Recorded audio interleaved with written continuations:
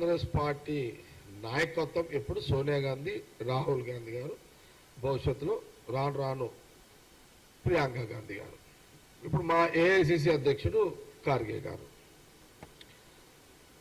BJP ప్రభుత్వం వస్తే ప్రధానమంత్రి ఇప్పుడు ప్రస్తుతానికైతే మోడీ గారు. ప్రధానమంత్రి మోడీ గారు ఉన్నంతసేపే బీజేపీ పార్టీ నాయకుడు. ఆయన పదవి దిగిపోతే బీజేపీ నాయకుడిగా ఆయనకు బాధ్యతలు కానీ లేకపోతే ఆయనకు పవర్ కానీ ఉండదు. బీజేపీ కేంద్రంలో అధికారం ఉన్నప్పుడే, బీజేపీ పార్టీ కేంద్రంలో అధికారం ఉన్నప్పుడే ఇప్పుడు ప్రధానిగా నరేంద్ర మోడీ గారు ఉన్నారు కాబట్టి వారికి ఇప్పుడు పవర్ ఉంటుంది. భవిష్యత్తులో వారు ప్రధానమంత్రిగా ఇక రారు, ఇది లాస్ట్గా. అప్పుడు మోడీ గారు ప్రధానమంత్రి ఉండరు కాబట్టి అప్పుడు ఆయనకు పవర్స్ ఉన్నాయి. కానీ కాంగ్రెస్ పార్టీలో ప్రభుత్వంలో ఉన్న, అపోజిషన్లో ఉన్న కాంగ్రెస్ పార్టీ జాతీయ రాజకీయాల్లో సోనియా గాంధీ గారు, రాహుల్ గాంధీ గారు, భవిష్యత్తులో ప్రియాంక గాంధీ గారు, వీళ్ళ పవర్కి మోడీ పవర్కి చాలా వ్యత్యాసం ఉంటుంది. Permanent political power Sonia Gandhi, Rahul Gandhi గారే. టెంపరీ పవర్ పాలిటిక్స్ లో మోడీ గారే. ఇది బీజేపీ నాయకులు గమనించుకోండి. ఇది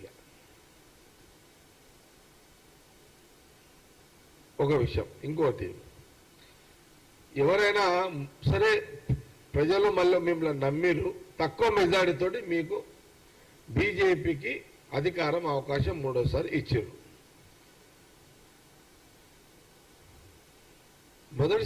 మూడోసారి మన ప్రధానమంత్రిగా మోడీ గారు అయిన తర్వాత మీరు పార్లమెంట్ స్టార్టింగ్లోనే మీరు ఏం మెసేజ్ ఇవ్వాలి? అతి కష్టం మీద మీకు ప్రజలు ఇచ్చిన అవకాశాన్ని ప్రజల కోసం మీరు మెసేజ్ ఇవ్వాలి. ప్రజల గురించి మీరు పార్లమెంట్లో మాట్లాడాలి. మూడోసారి నాకు అవకాశము ప్రజలు ఇచ్చిర్రు ప్రధానమంత్రిగా, కాబట్టి నేను మీకు కృతజ్ఞతగా ఉంటా. మీకు గతంలో నేను ఎన్నో చేయలేకపోయినా,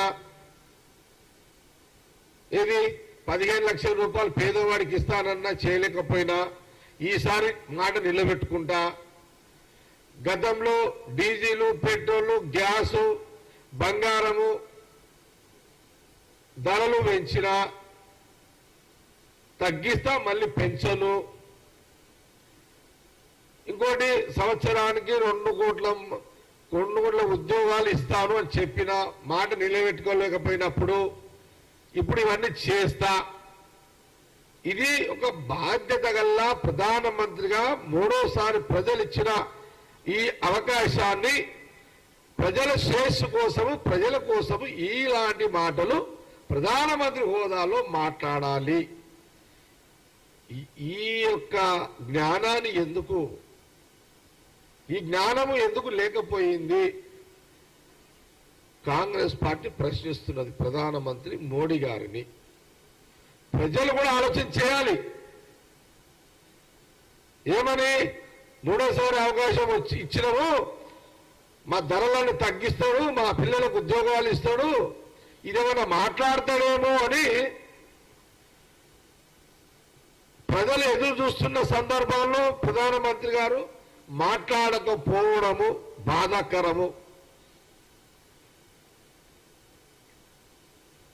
ఇవన్నీ మాట్లాడకుండా 50 ఏళ్ల కిందట ప్రధానమంత్రిగా ఉన్న ఆనాటి ఇందిరాగాంధీ గారు ఎమర్జెన్సీ ప్రకటించడం వల్ల దాని మీద మాట్లాడిండు ప్రధానమంత్రి మోడీ గారు. 50 సంవత్సరాల క్రితము ఎమర్జెన్సీ 21 నెలల చరిత్ర గురించి పార్లమెంట్ లో స్పీకర్ ప్రధానమంత్రి మోడీ గారు, లోక్సభ బీజేపీ స్పీకర్ వీళ్ళిద్దరు మొదటి రోజే 50 ఏళ్ల కిందట ఆ 21 నెలల చీకటి జీవితాల గురించి అని ప్రస్తావన ఎందుకు తీసుకురావాల్సిన అవసరం ఉండే అది అవసరమా? 50 ఏళ్ల కిందట ఒక సంఘటనని ఈ రోజు పార్లమెంట్ మొదటి రోజు పార్లమెంట్ లో మాట్లాడాల్సినంత అవసరమా?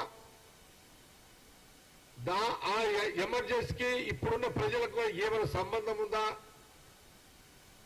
ఇప్పుడు ప్రజలు ఏం కోరుకుంటారు, ప్రధానమంత్రి ఏం మాట్లాడతాడు అని ఆశించే టైంలో 20 ఏళ్ల కింద 50 ఏళ్ల కింద 21 నెలల ఎమర్జెన్సీ యొక్క ప్రస్తావన ఒక బాధ్యత గల ప్రధానమంత్రి మోడీ గారు, ఒక లోక్సభ స్పీకర్ ఈ చర్చ ప్రస్తావన పార్లమెంటు తీసుకురావడం అవసరమా? దీనివల్ల ప్రజలకు ఏమి లాభము? ఇది ప్రజలు కోరుకున్న మెసేజ్ కాదు.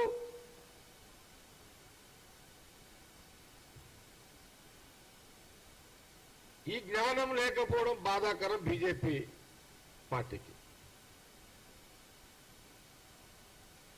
అందుకే ఈ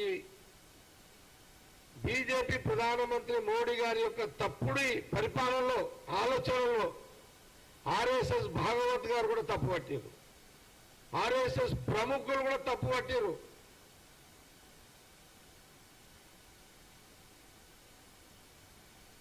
అయితే ఒక ప్రశ్న కాంగ్రెస్ పార్టీ అడుగుతున్నది, 21 నెలల ఎమర్జెన్సీ గురించి నువ్వు మాట్లాడినావు, అవసరం లేకుండా మాట్లాడినావు, కానీ దాని సందర్భంలో 21 నెలల తర్వాత ఒక సందర్భంలో ఇందిరాగాంధీ గారు కొంత మిస్గైడ్ కావడం వల్ల కొంత ఈ ఎమర్జెన్సీ అనేది కొంత తొందరపాటు జరిగిందేమో అని ఒక ఫీలింగ్ ఉంది అని ఇందిరాగాంధీ గారు ఆ రోజులోనే స్వయంగా చెప్పినట్టుగా మన పత్రికల్లో వచ్చినాయి, ఆ రోజుల్లోనే వచ్చినాయి, మనం చదివినాం, అది చూసినాం. ఇది ఎక్కడో మిస్టేక్ అయింది అనే ఒక భావన కూడా ఆ రోజు ఇందిరాగాంధీ గారు చెప్పడం జరిగింది, అది చరిత్ర. అది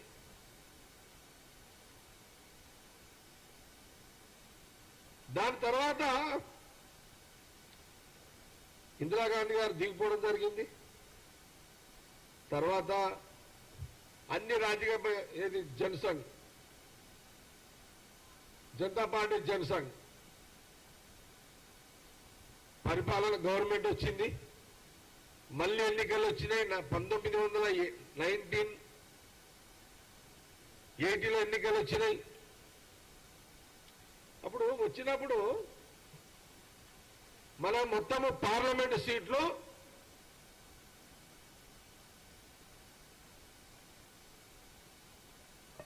540 ఎంపీ సీట్లు ఉన్నాయి. 500 ఎంపీ సీట్లలో ఆ రోజు మళ్ళీ ఇందిరాగాంధీ గారి యొక్క నాయకత్వంలో జాతీయ కాంగ్రెస్ పార్టీకి 353 సీట్లు వచ్చినాయి. 21 నెలల ఎమర్జెన్సీ తర్వాత ఈ జనసంఘ్ జనతా పార్టీ గవర్నమెంట్ వచ్చిన తర్వాత వాళ్ళు కొట్లాడుకొని పడిపోయిన తర్వాత మళ్ళీ ఎన్నికల్లో ఇందిరాగాంధీ గారి నాయకత్వంలో 353 సీట్లు బంపర్ మెజార్టీ ఎంపీలను ఇచ్చిన చరిత్ర భారతదేశ ప్రజలు. మరి ఆ రోజు